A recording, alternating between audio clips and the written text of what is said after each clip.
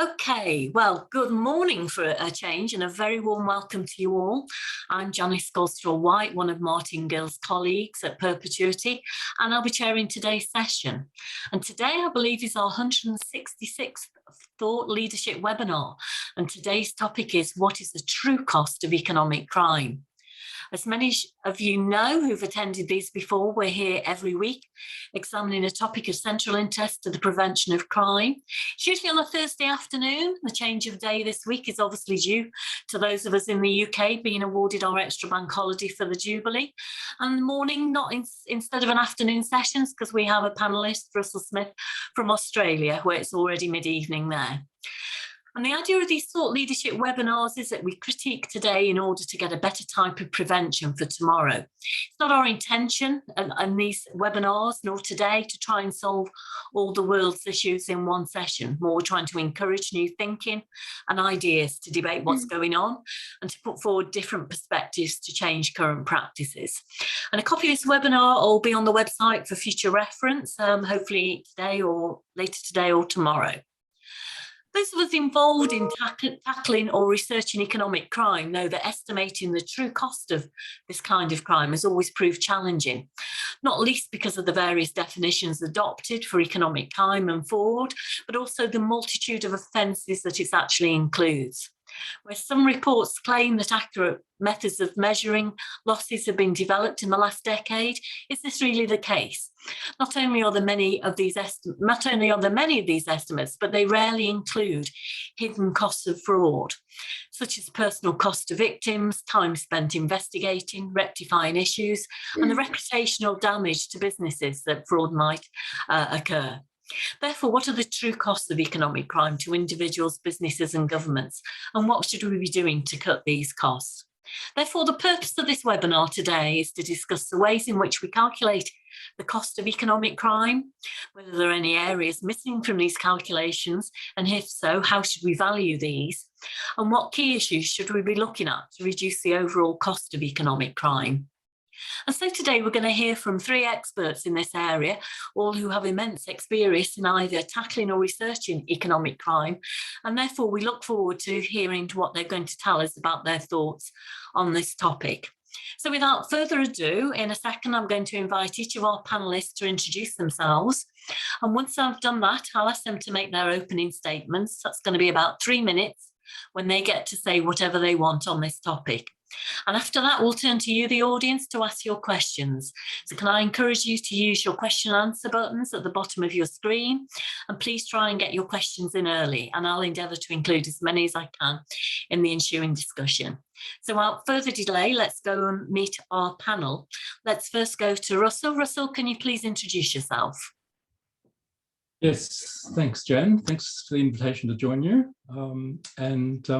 I'm currently a professor in the College of Business, Government and Law at Flinders University in South Australia, although I'm based in Melbourne in Victoria, which is a short flight away. Before that, I worked for the Australian Government Institute of Criminology in Canberra, which is the Australian Centre for Crime and Justice Research for the government. And I worked mainly on fraud, economic crime, cybercrime and economic crime. And over the last 25 years or so, I've regularly done some of the estimates that we've done trying to quantify how much crime costs the Australian economy. There's a series of about 5 or 6 reports that we've done giving estimates of that. I've got a background in law, psychology and criminology. I did a PhD at King's College in London, practiced as a lawyer for a while and then drifted into the world of government criminology. So that's all for now. Okay, thanks, and Russell. We look forward to your opening statement in a minute. So I'll just go on to Claire now. Claire, can you please introduce yourself? Thank you, Janice. So, hello everyone. My name is Claire Jenkins. I work as a forensic accountant at Companies House. I work within the Integrity and Enforcement Department there. I'm a qualified accountant. I hold a master's in forensic accounting, and my specific interest is actually external fraud actors. That's what I did my dissertation in. I've managed to identify and tackle over £300 million of fraud so far. And that's just going up. It's not going to be going down in a hurry, unfortunately. And I've also won 3 Tackling Economic Crime Awards, which you can just see over my shoulder there. And I just have a real passion for understanding fraud, economic crime, why it happens, how it happens, and specifically the external fraud actor and how they actually work in order to commit these crimes. Okay, thank you, Claire. We look forward to hearing what you've got to say later. And now to our final panellist, Adam, can you introduce yourself, please? Yep, hello everyone. I'm Adam Carter. I work for the National Trading Standards Scams team. We primarily tackle mass marketing fraud in relation to postal and telephone. We have a Friends Against Scams awareness campaign, which we can talk about. We have only won 2 techers, I'm afraid. So we've only won 2 techers. We won one for the project that I came in for, Scam Marshals, where we empower victims of mail fraud to take a stand against scams and talk to people within their communities about scams. They also send us real-time intelligence for our investigators to investigate. And also we won a techer last year for our call blocking project, where we looked at consumer well-being in relation to receiving scam and nuisance telephone calls. And I was also part of the team that created the cost-benefit calculation for that project. Yeah, and that's it from me. Okay, then, thank you very much, Adam. So without further ado, then we'll invite the individual panelists to make their opening statements when they get to say whatever they want on this particular topic. And don't forget, if you'd like to ask a question, please use the question answer button at the bottom of your screen. So I'll endeavour to include as many as I can. So now, if I may move over to you, Russell. Russell, can we have you sort of 3 minutes opening statement, please? Yes, definitely. I think it's probably best to start by thinking about what economic crime is, and there's probably 4 ways you can look at it.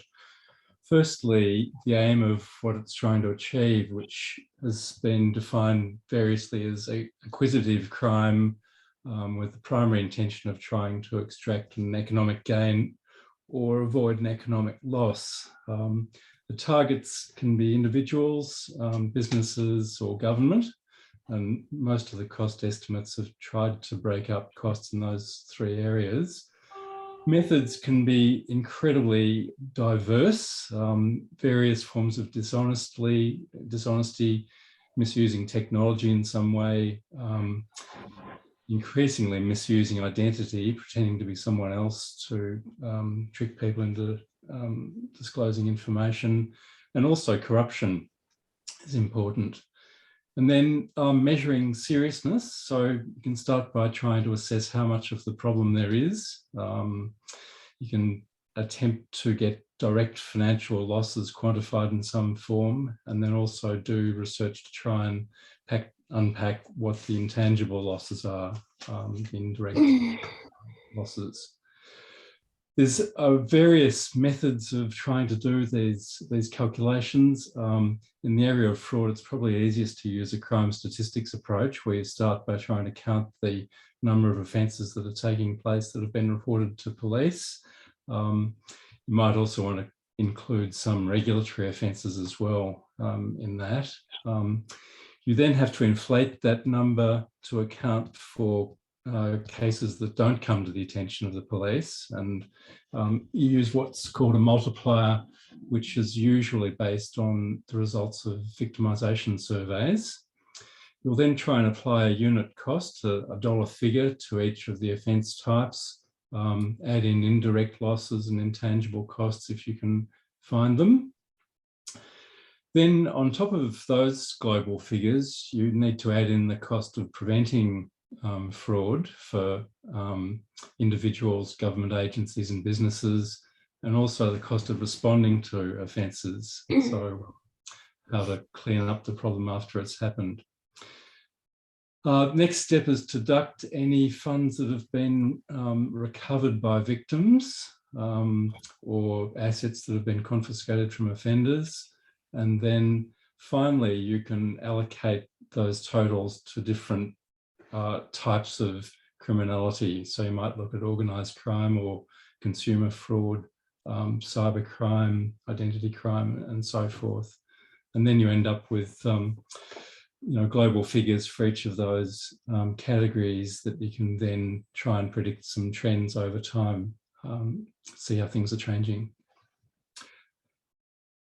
That's all for the moment.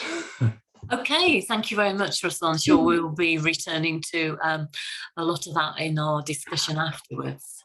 Okay, just remind you, if you want to send any more questions in, question and answer button at the bottom of the screen. While you're doing that, I'll be moving on to Claire. Claire, can we have your opening statement, please? Thank you, Janice. So I don't actually think that we've got to the point where we can say with confidence what the true cost of economic crime is yet.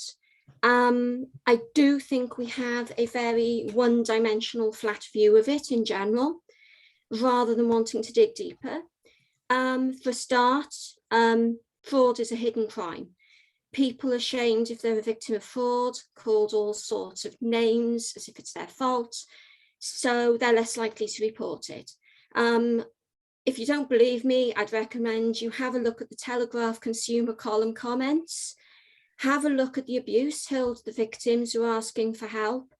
Some of it is absolutely vile, and the perpetrator seems to be let off the hook scot-free, and you'll see exactly what I mean by that. And as a respondent to my dissertation survey said, people are more concerned about the stabbing that happens 20 miles away than the lady next door defrauded of savings. So it's also my view that the external organised fraudster is not really on the radar of businesses either. So businesses often won't even realise they've been defrauded. Rather, they'll put it down to a bad debt, so it'll be miscategorised, and so then that won't count in a broader fraud figure. Say a customer gets lots on credit, and they know that they will go out of business without paying, or they do it with no intention of paying, or they could just be fictitious. Is it a bad debt or is it fraud? But of course, if that company is a victim, then the contract can go unfulfilled. The goods and services are lost without payment.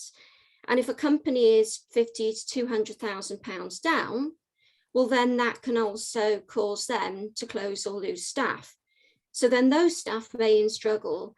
They might in turn struggle to pay bills, keep their property. So then that's a further hidden cost to build in that we wouldn't actually necessarily first off think of. It's also very unlikely that the organised fraudster will act in isolation. More often than not, they work in concert to amplify their crime. So any singular loss that we know about can suddenly be expanded to 10 times that known figure quite easily. And finally, of course, if we're looking at the cost, I'd be very remiss to point out that it's not just about the initial money lost, which I've touched on already, but we also have to ask, where does that money go? Can it be put into organised crime to fund drugs, illegal weapons, people trafficking, sex trafficking, other nefarious means?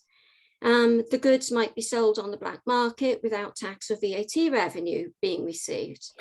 Do we ever consider the cost attributed to the havoc funded by this? I doubt very much, in truth, if we do. So if we're talking about the true cost, I personally feel we've got a great deal of what I'd call fraud opportunity cost, for want of a better description, to actually factor into this wider discussion, because the costs are very multi-layered, but our consideration of them in general, I worry, are very one-dimensional still. Okay, thank you. Claire. That's very interesting, certainly on the sort of opportunity costs that we're actually missing of fraud that we don't really consider that very often. We'll explore that a little bit later, I think. Thank you very much once again. Send your questions in and we're going to get answers to you for that. And now we'll go to our final panellist, Adam. Adam, can we please have your opening statement? Thank you very much.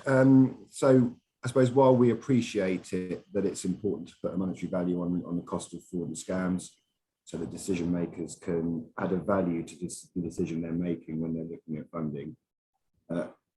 Us at the National Trading Standards Scams team believe that financial detriment is merely the tip of the iceberg in comparison to like the emotional, the psychological, and the physical impact that these crimes can have on consumers. Situational vulnerability is a key factor in making people more susceptible to becoming a victim of fraud.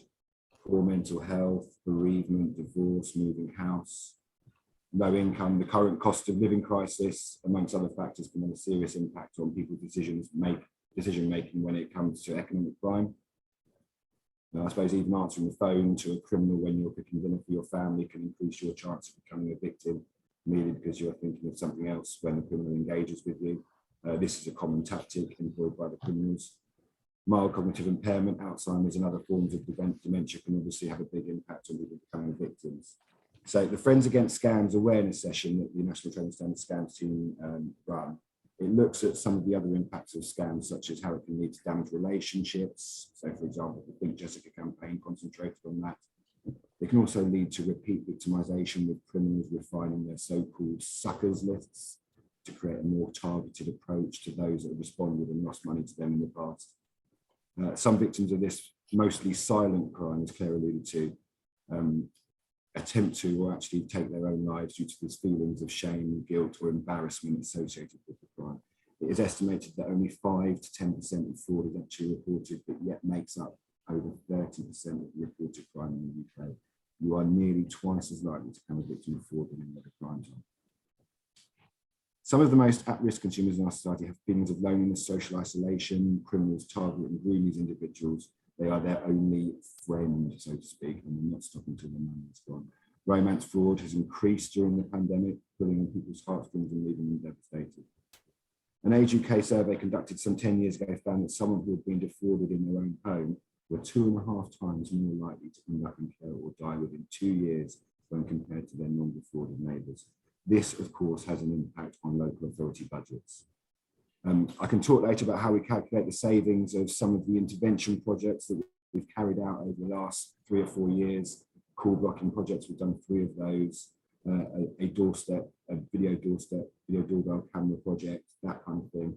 And we've also created a tool that local authorities can use called the Opportunity Calculator, which allows them to estimate the future savings of the interventions that they make.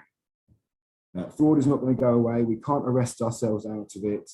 Target hardening, consumer awareness and education like Friends Against Scams and the Take 5 campaign, proactive interventions such as call blocking, video doorbells, mail redirection, digital inclusion can go a long way to reducing the harm of these crimes and reducing the cost of economic crime. Okay, thank you very much, Adam, and thank you to all 3 panellists for your initial thoughts. So let's now spend the remaining time sort of debating some of this now. Got a few questions in, if I may probably going to come to each of the panellists in turn again in the same order here. Got a question in here saying, given the points made by all the panellists, do they think that the difficulty of measuring the cost of economic crime is the primary reason why countries don't take this seriously? What is needed at a strategic level to sort of generate an adequate focus? If I could come to you first, perhaps Russell, on that, and then I'll come to you, Claire, and then Adam.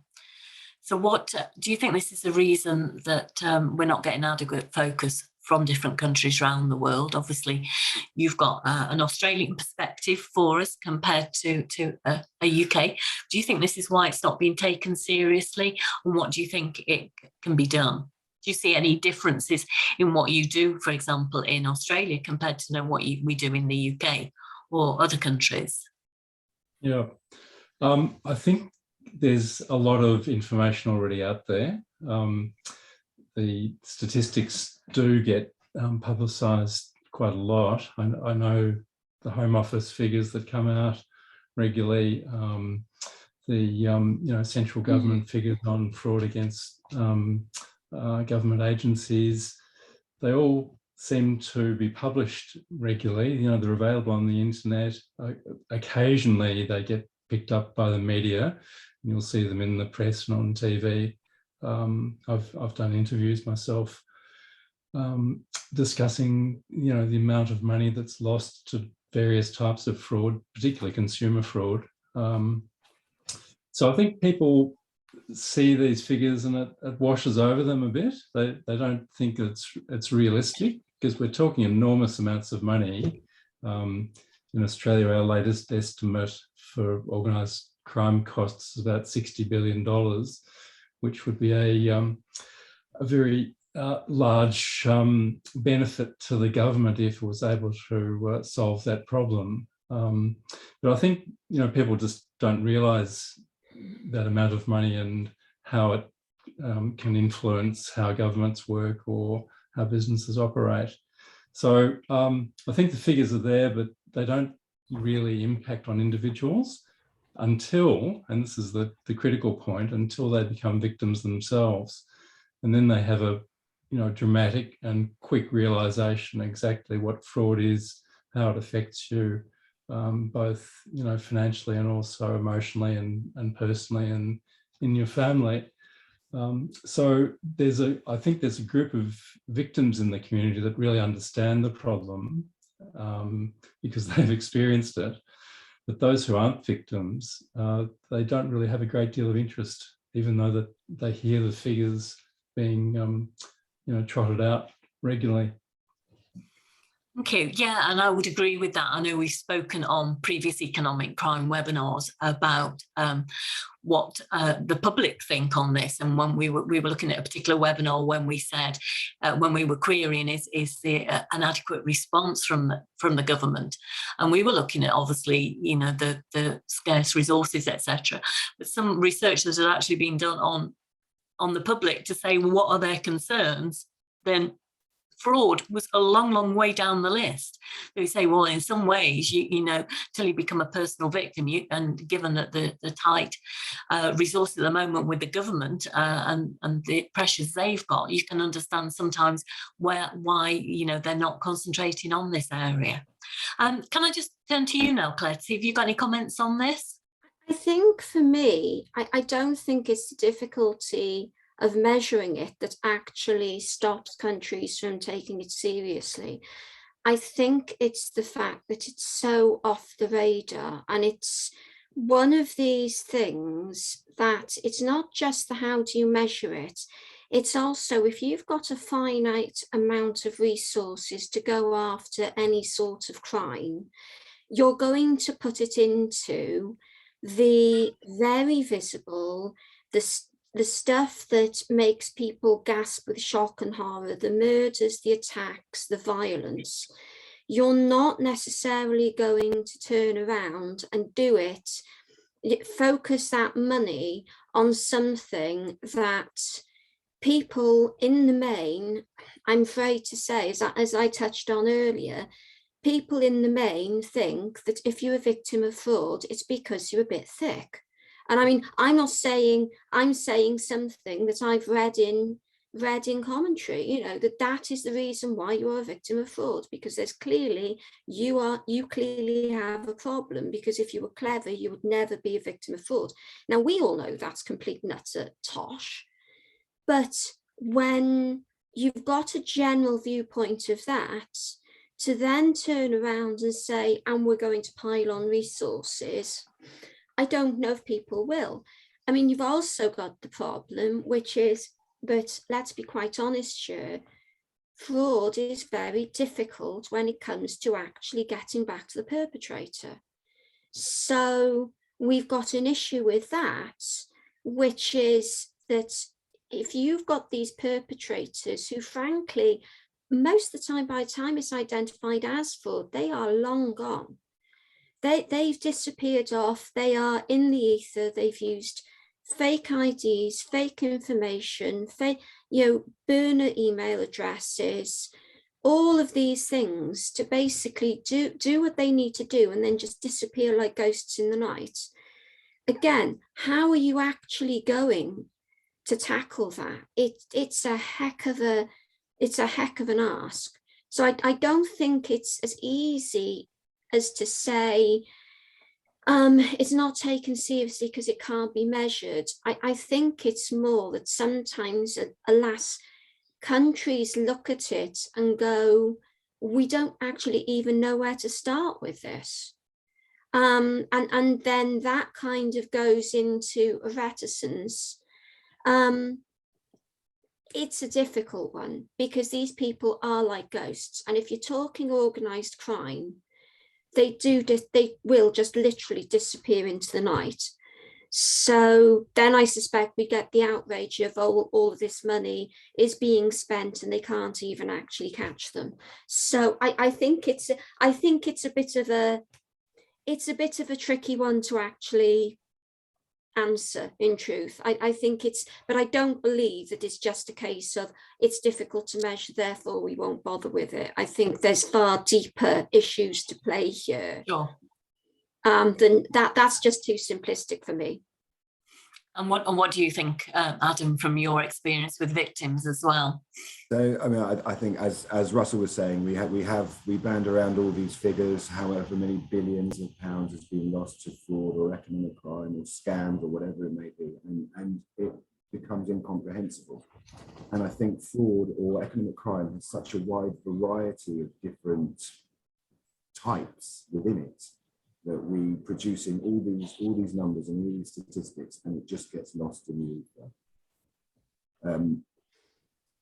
I think what we probably need to concentrate on to maybe encourage the decision makers to actually push more resources into tackling fraud. I mean, at the moment, as I say, I think over 30% of fraud is reported, but I think in terms of police resources, it's around 1% of police resources are actually looking to tackle this type. So I think what we need to look at is the actual impact and the devastation that it can have on its victims, on Mrs. Miggins down the road, and all these people, these stories, these important stories that can actually resonate with people, rather than the fact that, you know, we've lost however many billions of pounds for how it costs the UK economy. No one understands what it means that it costs the UK economy however many billion pounds a year. You don't get it. You need the stories, and I think that's the important part of getting the information. It's consumer education. I totally agree with the stories. You've got to get the stories out there, and you've actually got to make it personal, because what we do at the moment is we don't appreciate the personal damage that something like this can cause. And we don't look at it. We assume that if someone gets diddled out of money or goods or whatever, they can afford it and crack on. And I think we need to actually put that sort of humanity into it, so that people will see and realize what the actual cost to a human being is. I guess there's the other perspective of trying to target the decision-making of offenders, potential offenders. And that's a difficult one, because a lot of people stumble into fraud. They are otherwise honest people who are, you know, faced with a short-term financial problem in a business, for example, and they act dishonestly with the intention of repaying it in the future, which of course they never do. But if you can try and make it more obvious that they will be detected, or may be detected, and that if they steal money, it's going to have impacts on other people that are devastating, then perhaps they'll think twice before doing it. I know that's an option that's been taken a few times in different countries, and particularly in third world countries, where people are under enormous financial pressures to survive, and fraud, often cybercrime, is used as reasonable way of making a living with no other alternative options. You mentioned, Claire, when you were speaking earlier about the hidden cost of crime. Do you think because the hidden costs and the lack of sort of obvious, in fact, it's a hidden crime, and there's a lack of obvious victims sometimes that makes this more palatable to some criminals, and in some way the fact that a lot of it is hidden is you can't see the impact. Do you think this contributes to why we have difficulty actually fully costing it up as well? Oh, without a shadow of a doubt, because I mean, if you take, for instance, I mean, I'll go to my happy place, which is fraud against business.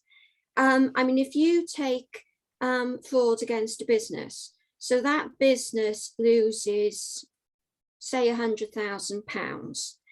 Well, anybody looking onto that will just look at that and go, oh, well, they've lost that. I mean, they might not even realise it's fraud for a start, because they might just take it that company went bust and oh dear, what a pity, never mind.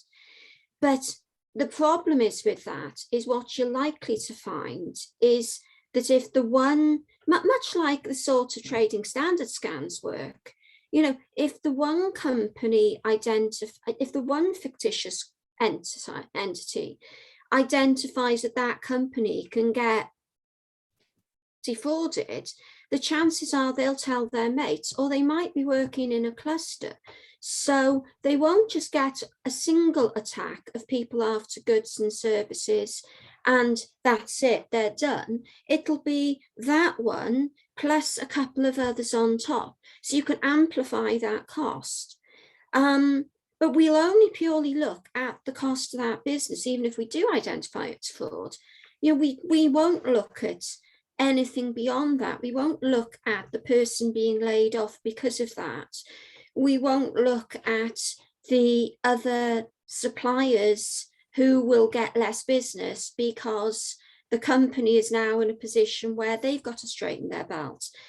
All of these things, it doesn't actually get filtered in, which worries me slightly, because for me, and from what I do, I recognise that these fraudsters are very, very organised. And, you know, and to be honest, I mean, what Russell said about the people who make the awkward decision about whether they sort of adjust something or do a little bit on the side to keep stuff ticking over. Now, I think that coming out of COVID, we will see some companies and people who have always been very honest suddenly going, oh, if we just have a little bit of a tweak of the figure here or a little bit of tweak of the balance sheet there, we can actually make it look better. And then once it's sorted, I'll pay it back. But I think we need to be really careful that we differentiate between those who do that, who may feel that they don't have any option and almost twist the moral argument to argue that the morality says it's good that they do this because then they're keeping their people in a job, etc. And the people who intentionally just set out straight from the get-go, let's rip people off. Because those people, you know, I would personally, I'm not a betting person, but if I was, I'd be happy to put 20p on the suggestion that those who did a job on the Australian wildfires funds and were defrauding that, were probably then in turn coming over here and having a go on the C bills and the B bills, because they're that organised that they will look at stuff and they'll go, this worked well. How did we do this? Did it work well? What worked well? What didn't work so well? Almost like running a project. Oh, what can we target next? Oh, that'll do very nicely. So we've got to differentiate between the two. The one lot we can definitely convince, the other lot are just out and out criminals. And perhaps leading on from that, as you say, there's probably, with the out and out criminals, what can we do? Just sort of being a bit controversial here, and it fits in with one of the questions that we've had in from one of our attendees, is should we really be spending our time measuring fraud and costing it out, or should we just be getting on with it? I know I've had this discussion with you, Claire, but Adam, what do you think about that? I'll sort of come to each of you on that. So should we be costing it out, or should we be actioning it, or in some ways government's hiding behind this in terms of not making progress? Yeah, so I obviously I appreciate very much that there needs to be a cost associated to this crime, because we need to know that cost. But I completely am on the side of the fact that we need to go out and we need to do the prevention, and we need to go out and we need to talk to these people and stop them clicking that button, stop them saying yes to people on the phone. And yes, there is a reason for costing it, but it's not as important as actually getting out there and actually doing the work with these potential victims and stopping them from becoming a victim. And what about you, Russell? And what's your sort of experience in Australia? Is the focus on measuring and costing, or is the focus on sort of action and tackling it? It's a bit of each. The costing exercises are in fact quite expensive. A lot of government money gets spent trying to do it. But I think from my point of view is it really uncovers a lot of issues in the process of unpacking all of these costs.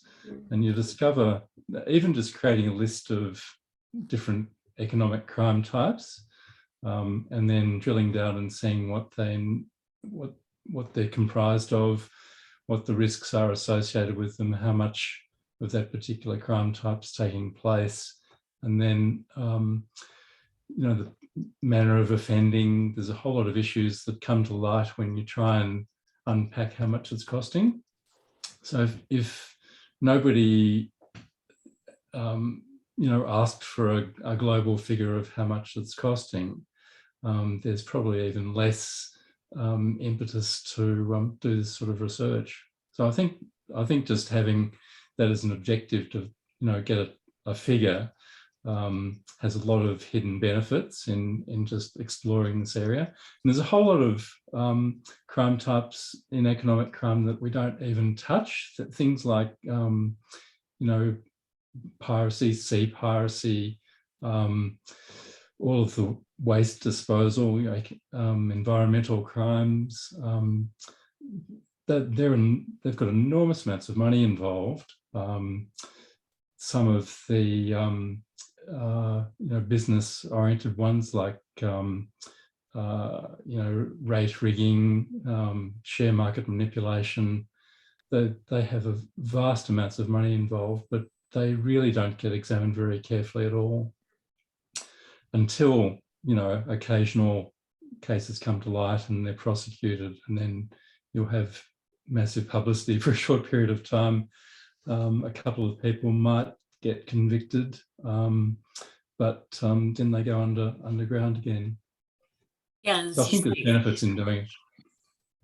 As you say, it's not just the sort of the what's the hidden costs that we're not. It's some areas we're not, as you examine it all. Yeah. If I can just come to you, Claire, on this and say, I know I've had debates with you on this before, that you said, well, how can we start to tackle this and investigate it if we don't know what it is and we haven't measured it? So do you want to just elaborate a little bit on your thoughts on that? Yeah, I know. I think we need to actually understand the scale of the problem.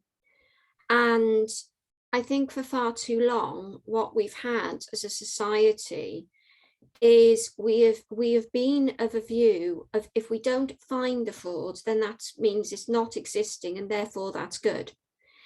And unfortunately, then we start to get into the 4 legs good, 2 legs bad category, because you've got to find it. So it's not a bad thing to find it. And I think that's one of the things we actually have to really start to get our heads around, that it's not a failure to find it, because it's actually good that we find it, because then we can identify it and then we can tackle it and then we can put the structures in place. So I think actually the identification and the finding is important. I mean, on the subject of the action and the tackling that Adam kind of just touched on, I mean, I think what we've also got right now when we're talking about identification is we have got this strange mixture, which is that it's assumed that it's the elderly people because they're not tech savvy that'll get caught out. But then conversely, what we've got is we've also got the younger people who are incredibly tech savvy, but they are completely risk unaware. So they will think nothing of, and I mean, I called this out, anyone who follows me on Facebook will see the posts that I put up. I took a screenshot of this phone that someone had actually posted on an open social media site.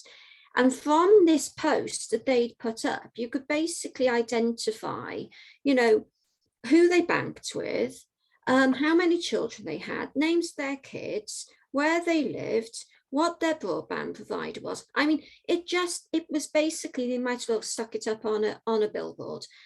But because they are tech savvy, but they're not risk aware, they didn't see any harm in doing this. They didn't see any risk attached to this. So we've got this strange scenario of the non-tech savvy people getting caught out.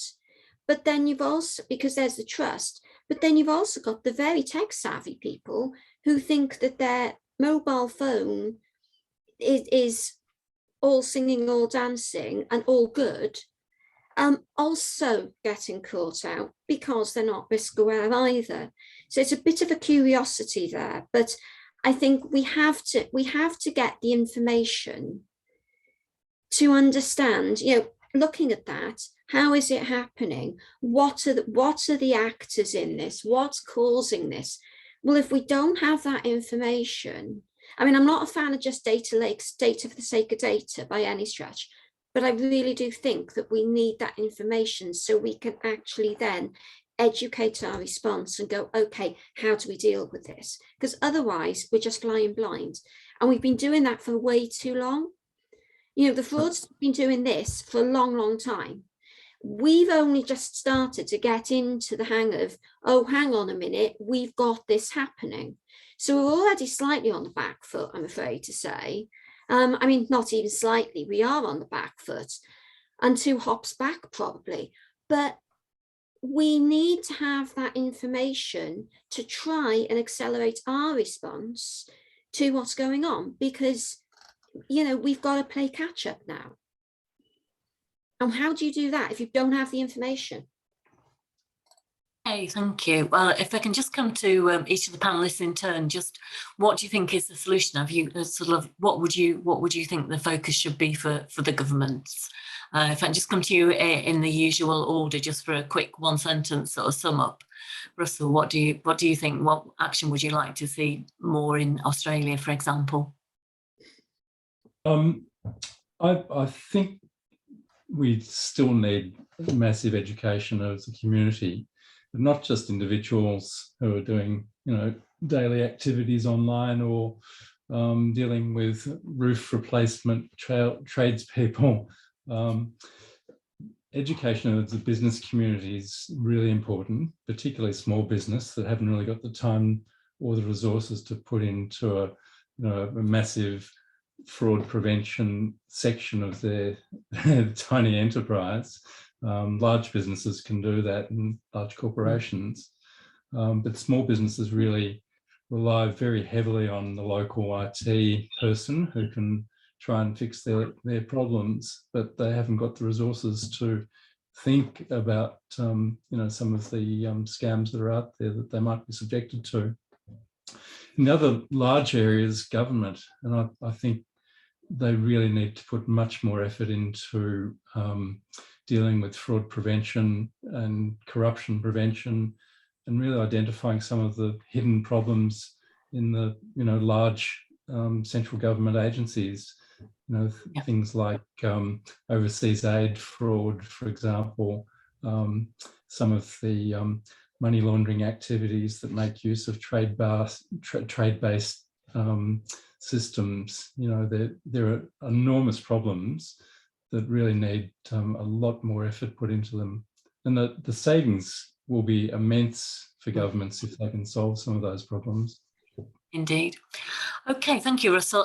Claire, if you can just quickly, half a minute, maybe. Yeah, I mean, two things for me. Number one, we need to start educating people, and it needs to start in the schools. We need to be educating people, making them understand what this is and how they can protect themselves. Really important. The other thing for me is we need to shift our focus from assuming fraud is an internal act to the external act, because most people hear fraud, think business, think it's someone pinching paper clips. We need to be more aware of the external fraudster, because that's the risk to business now. Okay, thank you. And finally, very quickly, Adam, can you give us half a minute what you think you'd do? So calculating the cost of fraud is obviously quite tricky, quite labour intensive. Sure. It's probably a lot easier to calculate the estimated savings from any kind of positive interventions that we're doing. Now, those figures can then be used to lobby government for more resources. We've got an optimity calculator that we use with local authorities, and that has found, using the Home Office cost of crime report, that has found that for every £1 saved, it also saves 54 pence to the wider society. So in terms of healthcare costs and police costs, these figures can be used to lobby government, to lobby whoever it may be, to put more resources into tackling fraud. And yes, consumer education at all levels is key. From grassroots to grey roots to within business, it's very important. A quick shameless plug, we have Friends Against Scams, we have Businesses Against Scams, and we also have Young Friends Against Scams on the Friends Against Scams website. Sorry, shameless. Okay, thank you, Adam. Right, well, thank you to our three panellists. We've had a very interesting discussion there, as we always do when we have these economic crime webinars. If I may, just before I finish, just a few notices. We've got the entries for the techers is now open, and this is going to be closing in August.